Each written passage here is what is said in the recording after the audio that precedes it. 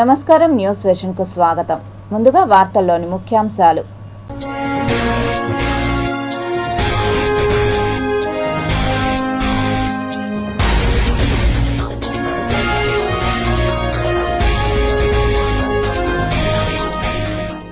అయోధ్యలో అద్భుతం, శ్రీరామునికి సూర్య తిలకం. ఘనంగా శ్రీరామ నవమి వేడుకలు, భద్రాచలంలో సీతారాముల కళ్యాణం. ఆధునిక రామసేతు బ్రిడ్జిను ప్రారంభించిన ప్రధాని నరేంద్ర మోడీ 2.07 కిలోమీటర్ల పొడవు, 535 కోట్ల వ్యయం, తొలి వర్టికల్ లిఫ్ట్ సీ బ్రిడ్జిగా ఖ్యాతి. తిరుమల కల్తీ నెయ్యి కేసులో ఓ ముందడుగు, మొదటి ఛార్జ్ షీట్ను వేయనున్న సిబిఐ అధికారులు.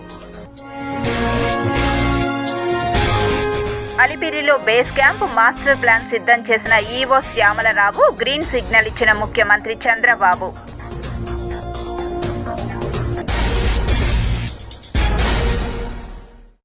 రామనవమి సందర్భంగా దేశవ్యాప్తంగా సంబరాలు అంబరాన్నంటుతున్నాయి. ఈ సందర్భంగా అయోధ్య రామ మందిరంలో అద్భుతం ఆవిష్కృతమైంది. సూర్యకిరణాలు నేరుగా బాలరాముడి నుదుటిపై పడడాన్ని తిలకించిన భక్తులు పులకించిపోయారు.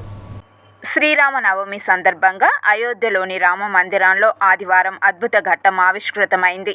బాలరాముడి నుదుటిపై సూర్యకిరణాలు పడిన అద్భుత ఘట్టాన్ని తిలకించేందుకు లక్షలాది మంది భక్తులు తరలివచ్చారు. సరిగ్గా మధ్యాహ్నం 12 గంటలకు సుమారు 5 నిమిషాల పాటు సూర్యకిరణాలు స్వామి నుదుటిపై పడ్డాయి. మరోవైపు పండుగ సందర్భంగా బాలరాముడికి ప్రత్యేక పూజలు, అభిషేకాలు నిర్వహించారు. ప్రతి సంవత్సరం శ్రీరామనవమి రోజున శ్రీరాముడి నుదుటిని సూర్యకిరణాలు ముద్దాడేలా ఏర్పాటు చేశారు. ఇందుకోసం బాలరాముడి ఆలయం నిర్మించే సమయంలోనే తగిన ఏర్పాట్లు చేసిన విషయం తెలిసిందే. అయోధ్య రామాలయాన్ని నిర్మించే సమయంలో ఈ ఆలయానికి ఓ ప్రత్యేకత ఉండాలనే ఉద్దేశంతో ట్రస్ట్ సభ్యులు ఈ నిర్ణయం తీసుకున్నారు. శ్రీరాముడి పుట్టినరోజున సూర్యకిరణాలు నుదుటిపై ప్రసరించేలా ఏర్పాట్లు చేయించారు. కటకటాలతో సూర్యకిరణాలను పరావర్తనం చెందించేందుకు సిబిఆర్ఐ అధికారులు బెంగళూరులోని ఆస్ట్రోఫిజిక్స్ సంస్థ ప్రతినిధులను సంప్రదించారు. ఆలయ కిటికీల ద్వారా సూర్యకిరణాలు లోపలికి ప్రవేశించేలా ఏర్పాటు చేశారు. ఈ సూర్యకిరణాలు శ్రీరాముడి నుదుటిపై సుమారు 5 నిమిషాల పాటు ఉండేలా ప్రత్యేకంగా పైపులు, అద్దాలు, లెన్స్లతో ప్రత్యేక వ్యవస్థను రూపొందించారు. తమిళనాడు రాష్ట్రంలోని రామనాథపురంలో పంబన్ బ్రిడ్జిని ప్రధానమంత్రి నరేంద్ర మోదీ ప్రారంభించి జాతికి అంకితం చేశారు. రామేశ్వరం, తాంబరం మధ్య బ్రిటిష్ కాలంలో నిర్మించిన పంబన్ బ్రిడ్జి స్థానంలో కొత్త వంతెనను కేంద్ర ప్రభుత్వం నిర్మించింది. సుమారు 535 కోట్ల రూపాయల వ్యయంతో 2.5 కిలోమీటర్ల కంటే ఎక్కువ పొడవుతో ఈ బ్రిడ్జి నిర్మాణం చేపట్టారు. రైల్వే బ్రిడ్జ్ మధ్య భాగంలో వర్టికల్ లిఫ్ట్ ఏర్పాటు చేశారు. ఈ మార్గంలో ఓడలు, పడవలు రాకపోకలు కొనసాగిస్తాయి. ఆ సమయంలో ఈ బ్రిడ్జ్ నిటారుగా పైకి లిఫ్ట్ అయ్యేలా నిర్మాణం చేశారు. వర్టికల్ లిఫ్ట్ మెకానిజం కారణంగా ప్రపంచవ్యాప్తంగా ఈ రైల్వే బ్రిడ్జ్ ప్రత్యేక గుర్తింపు పొందింది. 8,300 కోట్ల రూపాయల విలువైన నేషనల్ హైవే ప్రాజెక్టులకు శంకుస్థాపన, పూర్తయిన పనులను ప్రారంభించారు. అలాగే సభ ముగిసిన తర్వాత ప్రధాని రామేశ్వర ఆలయాన్ని సందర్శించి జ్యోతిర్లింగం దగ్గర పూజలు నిర్వహించారు. ఇక ప్రధానమంత్రి నరేంద్ర మోదీ పర్యటన నేపథ్యంలో భారీ ఏర్పాట్లు చేశారు అధికారులు. On this special day, I got the opportunity to hand over development project worth 8,300 crore rupees. These rail and road projects will boost connectivity in Tamil Nadu.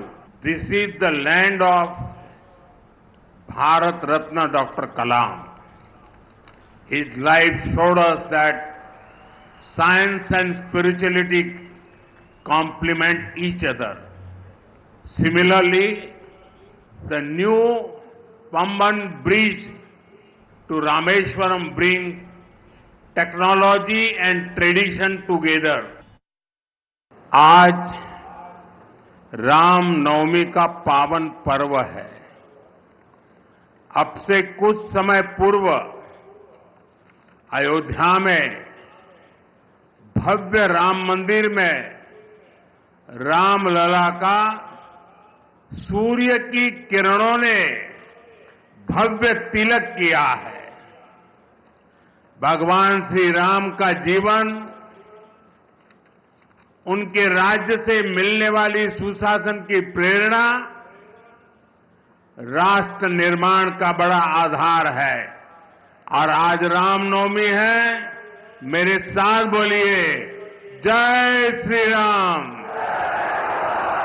जय श्री राम, जय श्री राम।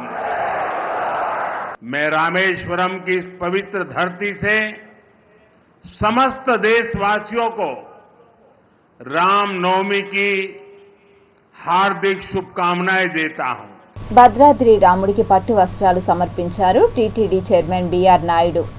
శ్రీరామనవమి పర్వదినం సందర్భంగా తెలంగాణ రాష్ట్రంలోని భద్రాచలంలో శ్రీ సీతారాముల కళ్యాణాన్ని పురస్కరించుకొని స్వామి అమ్మవారికి ఆదివారం టీటీడీ చైర్మన్ బిఆర్ నాయుడు పట్టు వస్త్రాలు సమర్పించారు.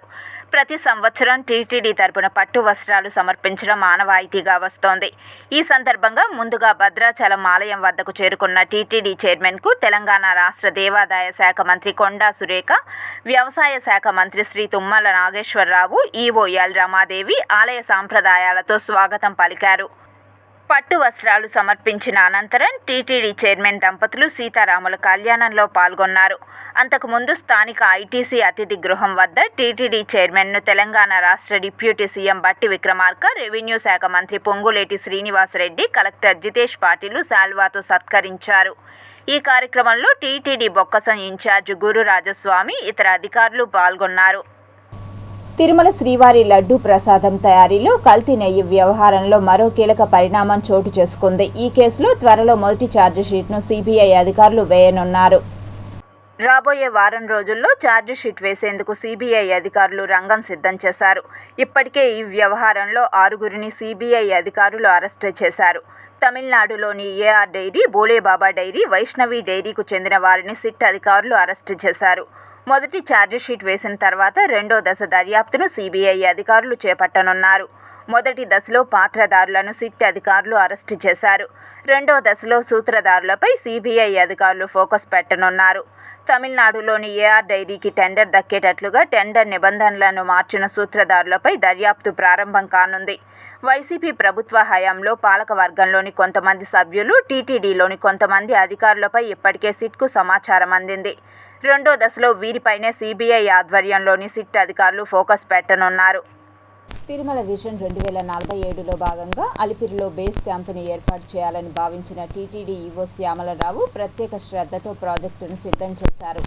కలియుగ వైకుంఠం తిరుమలలో రోజురోజుకు వాహనాల రద్దీ పెరిగిపోతోంది. ప్రశాంతంగా ఉండాల్సిన ప్రాంతంలో ట్రాఫిక్ సమస్య ఇబ్బంది పెడుతోంది. గోవింద నామాలు వినబడాల్సిన చోట హారన్ మోత మారుమోగుతోంది. పెరుగుతున్న భక్తులకు కొండపై వసతి కల్పించడం కష్టంగా మారుతోంది. పెరుగుతున్న రద్దీతో పర్యావరణానికి విఘాతం కలుగుతోంది. వీటన్నింటికీ చెక్ పెట్టడానికి అలిపిరిలో టీటీడీ ఏర్పాటు చేయాలని భావిస్తున్న బేస్ క్యాంపు ప్రాజెక్టు కీలకంగా మారనుంది. ప్రస్తుత భవిష్యత్ అవసరాలను తీర్చడంతో పాటు తిరుమల పవిత్రత, పర్యావరణాన్ని రక్షించడంలో ఆ ప్రాజెక్టు ప్రధాన పాత్ర పోషిస్తుందని టీటీడీ భావిస్తోంది. కోవిడ్ ముందు వరకు తిరుమలకు రోజుకు 5,000 వాహనాలు చేరేవి. ప్రస్తుతం ఆ సంఖ్య 10,000కు పెరిగింది. దీంతో తిరుమలలో పర్యావరణానికి ఇబ్బందులు తలెత్తుతున్నాయి. మరోవైపు శబ్ద కాలుష్యం కూడా రోజురోజుకు పెరిగిపోతోంది. ఈ విషయంలో సైలెంట్ జోన్లో ఉండాల్సిన తిరుమల కమర్షియల్ జోన్లోకి వెళ్లిపోయింది. ఒక్కో సమయంలో ఇండస్ట్రియల్ జోన్కి కూడా వెళ్లిపోతూ ప్రశాంతమైన వాతావరణం కనుమరుగవుతోంది.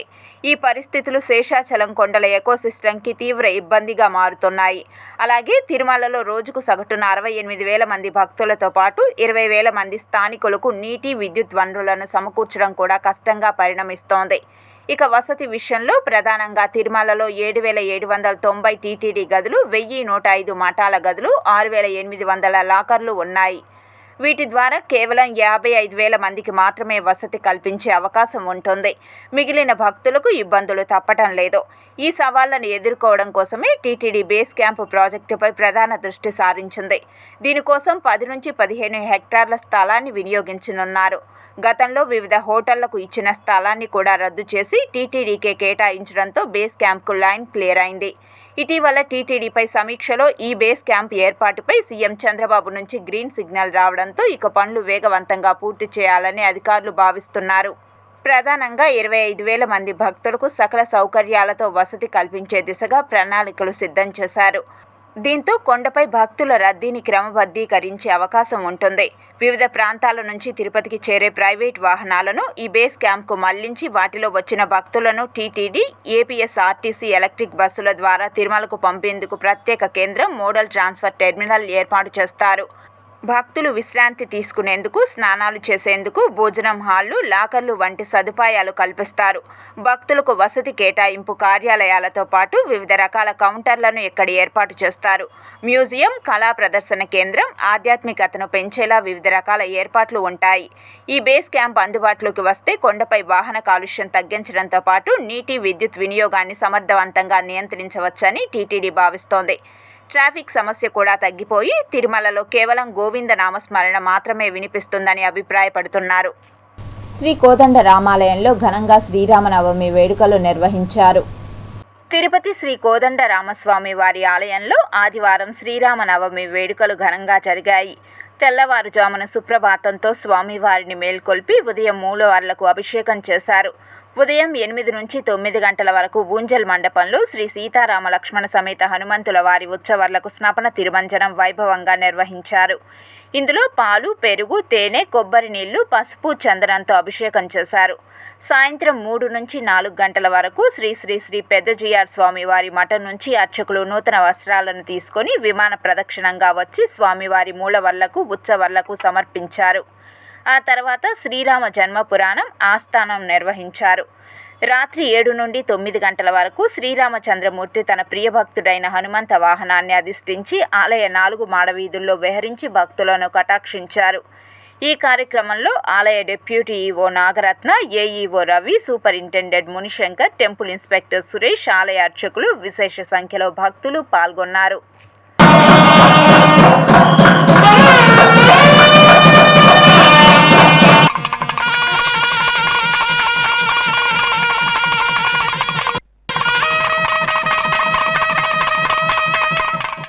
శ్రీరామనవమి పర్వదినం పురస్కరించుకొని జిల్లాలోని ఆయా దేవాలయాలలో సీతారాముల వారిని ప్రత్యేకంగా అలంకరించి భక్తులకు దర్శన భాగ్యం కల్పించారు.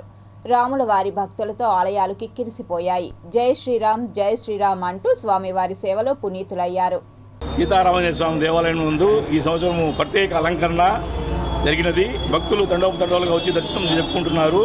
అదేవిధంగా గురువారం రోజు కళ్యాణము, పట్టాభిషేకం జరుగును. శుక్రవారం రోజు అన్నదాన కార్యక్రమం మరియు శనివారం ఊరేగింపు జరుగును. స్వామివారి ఆశీస్సులు అందరూ తీసుకొని స్వామివారి కృపకు పాత్రులు కావాల్సిందిగా కోరుచున్నాము. జై శ్రీరామ్. ఈరోజు మారుతినగర్, తిరుపతి నుండి మారుతినగర్లో జరుగుతున్న శ్రీ రామాంజనేయ స్వామి దేవాలయంలో ఘనంగా పూజలు జరుగుతున్నాయి. గత 20 సంవత్సరంల నుంచి కూడా ఈ విధంగా జరుగుతూ ఈసారి కూడా చాలా ఘనంగా మా కమిటీ అంతా చక్కగా చేస్తున్నారు. తర్వాత బేస్తవారం కళ్యాణోత్సవము, శుక్రవారం వచ్చి అన్నదానము, శనివారం వచ్చి ఊరేగింపు జరుగును. శ్రీరామ రక్ష. అందరికీ శుభవార్త ఏంటంటే ఈరోజు శ్రీరామనవమి సందర్భంగా పద్మావతి నగర్లో వేంచేసి ఉన్న కోదండరామస్వామి దేవస్థానంలో ఈరోజు అంకురార్పణ జరిగింది. ధ్వజారోహణ, అంకురార్పణ, భూమి పూజ, శ్రీరామనవమి. ఈరోజు శ్రీరామనవమి సందర్భంగా రాముల వారికి ప్రత్యేక అర్చన జరిగింది. ఎక్కడెక్కడ భక్తులు కూడా శ్రీరాముల వారిని దర్శనం చేసుకోవడం కోసం పద్మావతి నగరంలో వేంచేసి ఉన్న శ్రీ రామచంద్ర ప్రభువుని దర్శనం చేసుకోవడం కోసం అందరూ ఈరోజు శ్రీరామనవమి సందర్భంగా మా దేవస్థానానికి వచ్చారు. ఈ మా ఆలయ కమిటీ ఈశ్వరుని గుడి, సుబ్రహ్మణ్యేశ్వర స్వామి వినాయకుని గుడితో సహా షిర్డీ సాయిబాబా గుడి పూర్వం ఉండేది. దీన్ని సర్వతోముఖాభివృద్ధికి ఈ ఆలయ కమిటీ చాలా కృషి చేశారు. గత 30 సంవత్సరాలుగా, నాకు అనుభవం ఉన్న 30 సంవత్సరాలుగా ఈ ఆలయంలో ప్రతి శ్రీరామనవమికి 3 రోజులు 4 రోజులు ఉత్సవాలు ఘనంగా జరుపుతారు. అన్నదానం జరుపుతారు, పట్టాభిషేకం జరుగుతుంది. ఈ నలుమూలలో ఉండి ఈ యూనివర్సిటీ పరిధిలో ఉండే పిల్లలు, ప్రతి ఇంట్లోని స్త్రీలు స్వామివారిని దర్శించుకొని కళ్యాణము, పట్టాభిషేకాన్ని వీక్షించి అందరూ ధన్యులవుతున్నారని. భగవంతుడు రోజుకొక అవతారంతో, శ్రీరామచంద్రులు వారు రోజుకొక అవతారంతో 11 రోజులు 11 అవతారాలతో సీతమ్మ తల్లి, లక్ష్మణ స్వామి, ఆంజనేయులతో సహా 11 రోజులు దివ్యంగా ఉంజిల్ సేవలో రాముల వారు, సీతమ్మ, లక్ష్మణ స్వామి ఉంజిల్ సేవలో ఉంటారనమాట. మధ్యలో 7వ రోజు 9వ రోజు కళ్యాణం, పట్టాభిషేకం కూడా జరుగుతుంది. బండ్ల వీధిలో రాముల వారి గుడి, గోవిందరాజు గుడి తరువాత బ్రహ్మాండంగా భజనలు, విగ్రహాలతో సహా ఉండే తిరుపతిలో ముఖ్యమైన గుడి బండ్ల వీధి భంజన మందిరమే అని చెప్పేసి మీకు అందరికి కూడా నేను తెలియజేస్తాను. గత వైఎస్ఆర్సీపీ ప్రభుత్వంలో నియోజకవర్గంలో 115 ఆలయాలు నిర్మించామని మాజీ ఎమ్మెల్యే బియ్యపు మధుసూదన్ రెడ్డి అన్నారు. శ్రీరామనవమి పర్వదినాన రేణిగుంట మండలంలోని గుత్తివారిపల్లి గ్రామంలో శ్రీ కోదండ రామాలయంలో సీతారాముల కళ్యాణ మహోత్సవాన్ని వైభవంగా నిర్వహించారు. వేద పండితులు మేళతాళాల నడుమ సీతారాముల ఉత్సవ విగ్రహాలను కళ్యాణ వేదికపైకి తీసుకువచ్చి పుష్పాలు పట్టు వస్త్రాలతో అలంకరించారు. గ్రామంలో ఉభయదారులు పెద్ద ఎత్తున కళ్యాణానికి సారె తీసుకువచ్చి సమర్పించారు. అనంతరం వేద పండితుల శాస్త్రయుక్తంగా శ్రీ సీతారాముల కళ్యాణోత్సవాన్ని అంగరంగ వైభవంగా జరిపించారు. తర్వాత ఉభయదారులను దాతలను ఆశీర్వచనం చేసి తీర్థ ప్రసాదాలను అందజేశారు. అనంతరం పెద్ద ఎత్తున భక్తులకు విందు భోజనాన్ని ఏర్పాటు చేశారు. సీతారాముల కళ్యాణ మహోత్సవంలో చిత్తూరు ఉమ్మడి జిల్లా ఎమ్మెల్సీ డాక్టర్ సిపాయి సుబ్రహ్మణ్యం, శ్రీకాళహస్తి మాజీ శాసనసభ్యులు బియ్యపు మధుసూదన్ రెడ్డి, వైఎస్ఆర్సీపీ తిరుపతి పట్టణ అధ్యక్షులు మల్లం రవీంద్రారెడ్డి, మాజీ జెడ్పీటీసీ సభ్యులు తిరుమల రెడ్డి పాల్గొని స్వామివారిని దర్శించుకున్నారు. ఈ సందర్భంగా మాజీ ఎమ్మెల్యే మధుసూదన్ రెడ్డి మాట్లాడుతూ అప్పటి ముఖ్యమంత్రి జగన్మోహన్ రెడ్డి ఆదేశాలతో టీటీడీ అనుసంధానంలో అనేక గ్రామాలలో రామాలయాల నిర్మాణాలు చేపట్టామని తెలిపారు. 40 సంవత్సరాల చరిత్రలో నియోజకవర్గంలో అన్ని ఆలయాలు నిర్మించిన ఘనత తనకే దక్కిందని అన్నారు. తిరుమల శ్రీవారిని పలువురు ప్రముఖులు దర్శించుకుని మొక్కులు చెల్లించుకున్నారు. తిరుమల శ్రీవారిని నైవేద్య విరామ సమయంలో సుప్రీంకోర్టు ప్రధాన న్యాయమూర్తి జస్టిస్ సంజీవ్ ఖన్నా, రాష్ట్ర హోంమంత్రి అనిత, మంత్రి నాదెండ్ల మనోహర్ దర్శించుకుని మొక్కులు చెల్లించుకున్నారు. ఆలయ అధికారులు వీరికి దర్శన ఏర్పాట్లు చేయగా ఆలయ అర్చకులు వేద ఆశీర్వచనాలతో తీర్థ ప్రసాదాలను అందించారు. దర్శనానంతరం వీరు మీడియాతో మాట్లాడారు. శుభాకాంక్షలు తెలియజేసుకుంటూ జై శ్రీరామ్. రాముని ఎంత పరిపాలన గురించి ఆలోచించాలంటే శ్రీరాముని పరిపాలన గురించి ఆలోచన చేయాలి.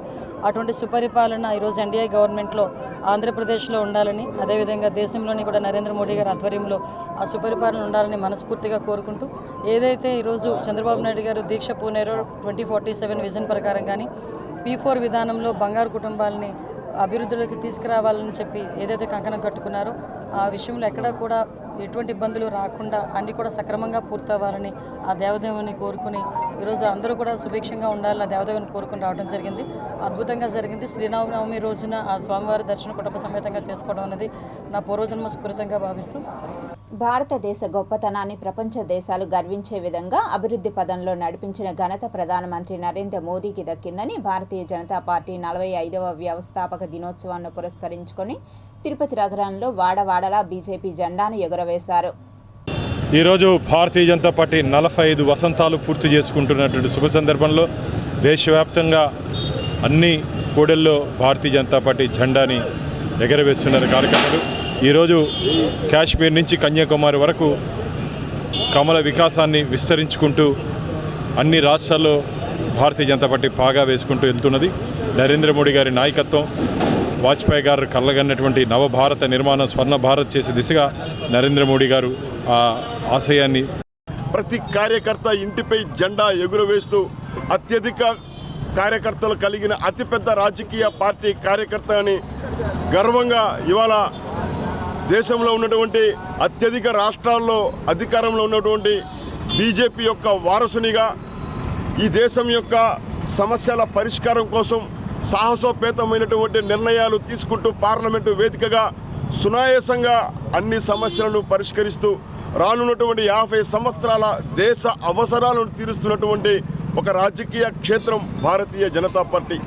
స్వాతంత్ర అనంతరం ఏర్పడినటువంటి పరిస్థితుల్లో ఈ దేశ చారిత్రక రాజకీయ అవసరాన్ని గుర్తించి ఆర్ఎస్ఎస్ యొక్క స్ఫూర్తితో ఆవిర్భవించినటువంటి భారతీయ జనసంఘ్ యొక్క రూపాంతరమే ఇవాళ మనం చూస్తున్నటువంటి 12 కోట్ల మంది కార్యకర్తలు కలిగినటువంటి భారతీయ జనతా పార్టీ. ఈరోజు దేశంలోనే కాదు ఇతర దేశాల్లో కూడా భారతీయ జనతా పార్టీ యొక్క ఘనత ఆ దేశ ప్రజలు, ఆ దేశ రాజకీయ పార్టీలు, ఆ దేశ నాయకులందరూ కూడా చెప్పుకుంటున్నారంటే ప్రతి ఒక్క భారతీయ పౌరుడికి ఈరోజు ఆ ఘనత దక్కుతుందని కూడా తెలియజేస్తున్నా.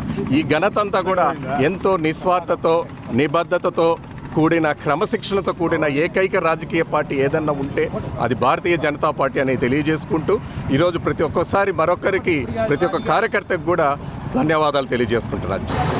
ఈరోజు కాశ్మీర్ నుంచి కన్యాకుమారి వరకు నరేంద్ర మోడీ గారి నాయకత్వంలో బీజేపీ పార్టీ ఎన్నో అభివృద్ధి సంక్షేమ కార్యక్రమాలు చేస్తూ ప్రజలకు చేరువయ్యే విధంగా కేంద్ర ప్రభుత్వ పథకాలను తీసుకొస్తున్నాము. ముఖ్యంగా ఈరోజు ప్రపంచంలోనే భారతదేశాన్ని అగ్రగామి దేశంగా మన గౌరవ ప్రధాని నరేంద్ర మోడీ గారు మన దేశాన్ని నిలుపుతున్నారు. భారతీయ జనతా పార్టీనే దేశానికి రక్ష. ఈరోజు మనమంతా సుఖమయ జీవితం జీవిస్తున్నామంటే దానికి భారతీయ జనతా పార్టీనే కారణం. పేదరికం నిర్మూలనే ధ్యేయంగా బీజేపీ పార్టీ కృషి చేస్తుందని బీజేపీ జిల్లా అధ్యక్షుడు జగదీశ్వర్ నాయుడు అన్నారు. ఆదివారం చిత్తూరులోని మురగంబట్టు కూడలిలో బీజేపీ పార్టీ నార్త్ మండల అధ్యక్షుడు లితీష్ కుమార్ ఆధ్వర్యంలో అన్నదాన కార్యక్రమం చలివేంద్రం ప్రారంభించారు. ఈ సందర్భంగా ముఖ్య అతిథిగా హాజరైన బీజేపీ జిల్లా అధ్యక్షుడు జగదీశ్వర్ నాయుడు మాట్లాడుతూ బీజేపీ పార్టీ పేదరికం నిర్మూలనకు కృషి చేస్తుందని అన్నారు. ఇందులో భాగంగానే ఉచితంగా కోట్లాది మంది పేదలకు బియ్యం పంపిణీ చేస్తున్నట్లు తెలిపారు. నగరంలో బీజేపీ పార్టీ విస్తరణకు లితీష్ కుమార్ చేస్తున్న కృషి అనలేనిదని అన్నారు. రానున్న కాలంలో భారతీయ జనతా పార్టీని జిల్లాలో అగ్రగామిగా నిలిపేందుకు కృషి చేస్తున్నట్లు తెలిపారు. ఈ కార్యక్రమంలో చిత్తూరు నగరంలోని పలువురు బీజేపీ నాయకులు, కార్యకర్తలు తదితరులు పాల్గొన్నారు. భారతీయ జనతా పార్టీ 45వ వ్యవస్థాపక దినోత్సవం సందర్భంగా ఆల్ ఇండియా పిలుపు మేరకు దేశవ్యాప్తంగా కార్యకర్తలందరూ కార్యాలయాల వద్ద వారి ఇంటిపైన భారతీయ జనతా పార్టీ పతాకాన్ని ఎగరవేసి భారతీయ జనతా పార్టీ నిర్మాణంలో పునరంకితం అవడానికి అందరూ మళ్ళీ సంకల్పం తీసుకోవడం జరిగింది. ఈ సందర్భంలో చిత్తూరు నార్త్ మండలం అధ్యక్షుడు లితీష్ కుమార్ ఆధ్వర్యంలో ఈరోజు ఇక్కడ జెండా ఆవిష్కరణ చేసేది జరిగింది. దాంతోపాటు వారంలో 3 రోజులు అన్నదానం చేసే విధంగా ఏదైతే మా భారతీయ జనతా పార్టీ మూల సిద్ధాంతకర్త ఉన్నారో పండిత్ దీన్ దయాళ్ ఉపాధ్యాయ గారు అంత్యోదయ సిద్ధాంతం చెప్పారు. అంత్యోదయ అంటే ఒక బంతిలో కూర్చున్నప్పుడు మొదటి వ్యక్తే కాదు, ఆఖరి వ్యక్తి ఆకలి తీర్చినప్పుడే నిజమైన పేదరిక నిర్మూలన వారు చెప్పడం జరిగింది. ప్రపంచంలో హిందుత్వం కోసం పోరాడుతున్న ఏకైక పార్టీ బీజేపీ పార్టీ అని వన్నెకుల క్షత్రియ రాష్ట్ర కార్పొరేషన్ డైరెక్టర్ జి పాల్యం తేజోవతి అన్నారు. భారతీయ జనతా పార్టీ 45వ ఆవిర్భావ దినోత్సవం రేణిగుంటలో ఘనంగా నిర్వహించారు. రాష్ట్ర బీసీ సంక్షేమ శాఖ వన్నెకుల క్షత్రియ కార్పొరేషన్ డైరెక్టర్ జి పాల్యం తేజోవతి ఆధ్వర్యంలో బీజేపీ వ్యవస్థాపక దినోత్సవం రేణిగుంట మండలం కేఎల్ఎం హాస్పిటల్ సర్కిల్లో జెండాను ఆవిష్కరించి ఆవిర్భావ వేడుకలను అట్టహాసంగా జరుపుకున్నారు.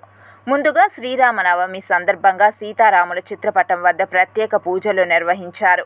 పార్టీ నాయకులకు, కార్యకర్తలకు, చుట్టుపక్కల ప్రజలకు స్వీట్లు పంచిపెడుతూ ఉత్సాహంగా ఆనందాన్ని పంచుకుంటూ భారత్ మాతాకి జై, జై బీజేపీ, జై జై బీజేపీ అంటూ నినాదాలు చేశారు. ఈ సందర్భంగా తేజోవతి మాట్లాడుతూ ప్రధానమంత్రి నరేంద్ర మోడీ నేతృత్వంలోని ఎన్డీఏ ప్రభుత్వం భారతదేశ దినదిన అభివృద్ధి కోసం అహర్నిశలు కృషి చేస్తుందని తెలిపారు. ఈ కార్యక్రమంలో రాష్ట్ర కిసాన్ మోర్చా నాయకులు చంద్రశేఖర్ రెడ్డి, జిల్లా అధికార ప్రతినిధి రమణారెడ్డి, బీజేపీ నాయకులు కృష్ణారెడ్డి, వేణు, రాజశేఖర్, అపర్ణ, సాయి, బాలాజీ తదితరులు పాల్గొన్నారు. అదేవిధంగా 370 ఆర్టికల్ సవరణ ఏదైతే ఉందో ఈరోజు జమ్మూ కాశ్మీర్ యువత భవిష్యత్తు వైపు వడివడిగా అడుగులేస్తోంది. మరోవైపు నిన్న మొన్న తీసుకొచ్చినటువంటి వక్ఫ్ సవరణ బిల్లు ద్వారా వక్ఫ్ ఆస్తులపై పారదర్శకత, ముస్లిం అందరికీ న్యాయం చేసేలాగా చేపట్టినటువంటి ఈ చర్యలు దేశ రాజకీయ భవిష్యత్తుని అంతర్గతంగా, బాహ్యంగా బలోపేతం చేస్తాయి.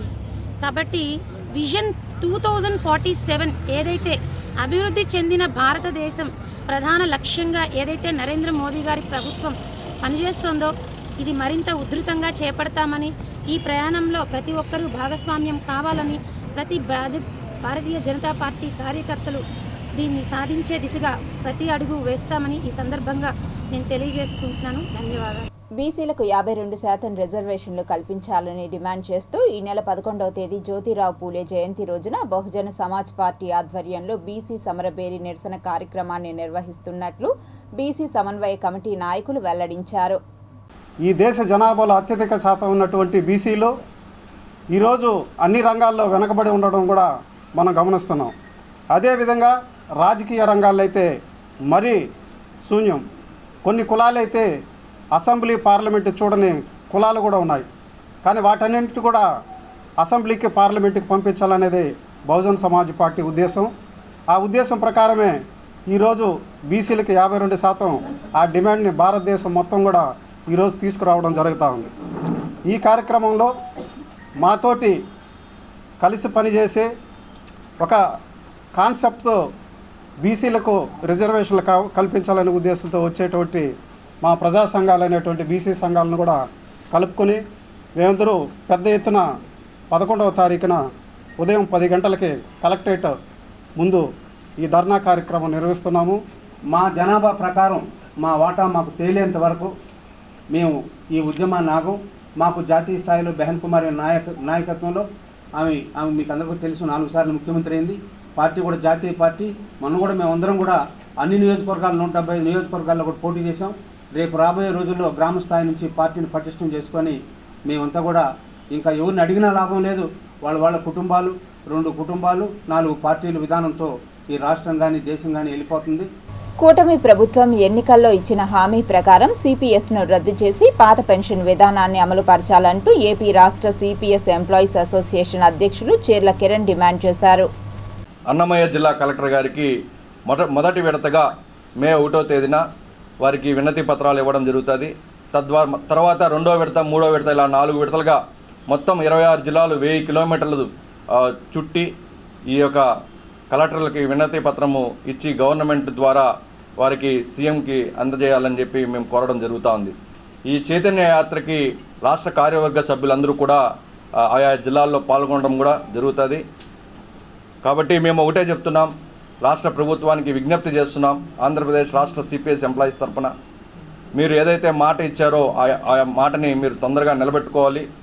లేని పక్షంలో చైతన్య యాత్ర అయిన తర్వాత సెప్టెంబర్ 1న మేము విజయవాడ, అమరావతిలో మిలీనియం మార్చ్ కూడా పిలుపునివ్వబోతున్నాం.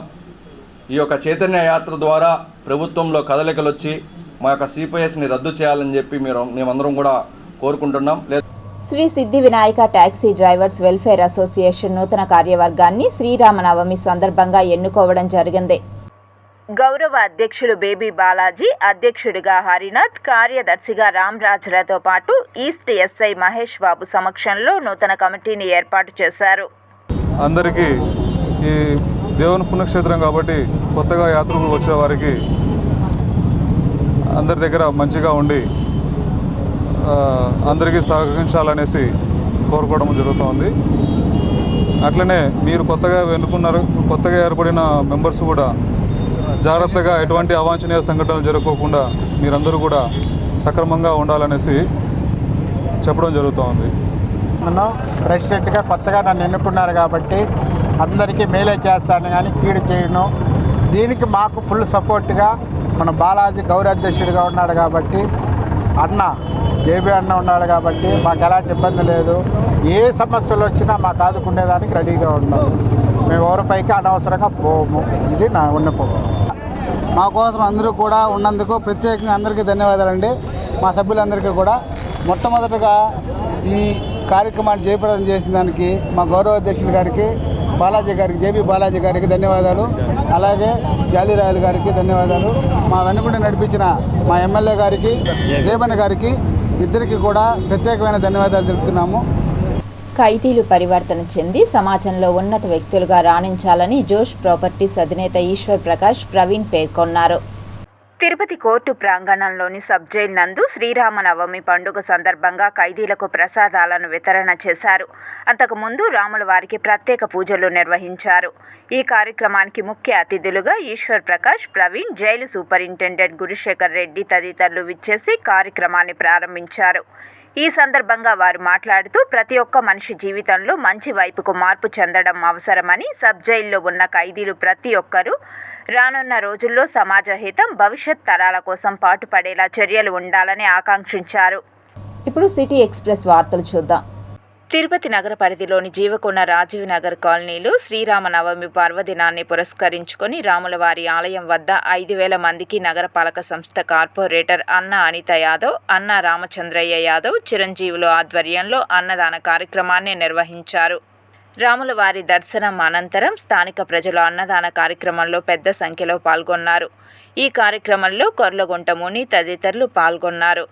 వార్తలు ముగించే ముందు ముఖ్యాంశాలు మరోసారి.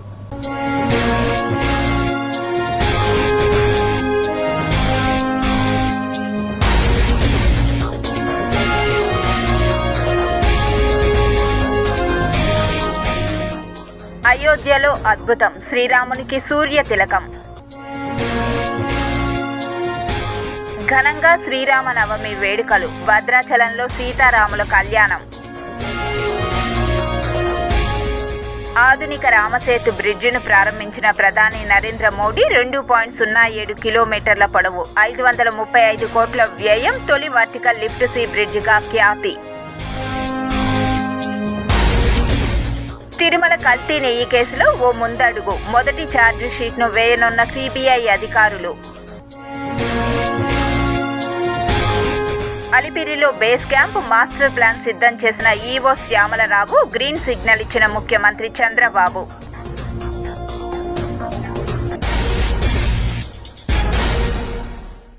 ఈ వార్తలు ఇంతటితో సమాప్తం. సమగ్ర సమాచారంతో న్యూస్ విజన్లో మళ్ళీ కలుద్దాం. అంతవరకు సెలవు. నమస్కారం.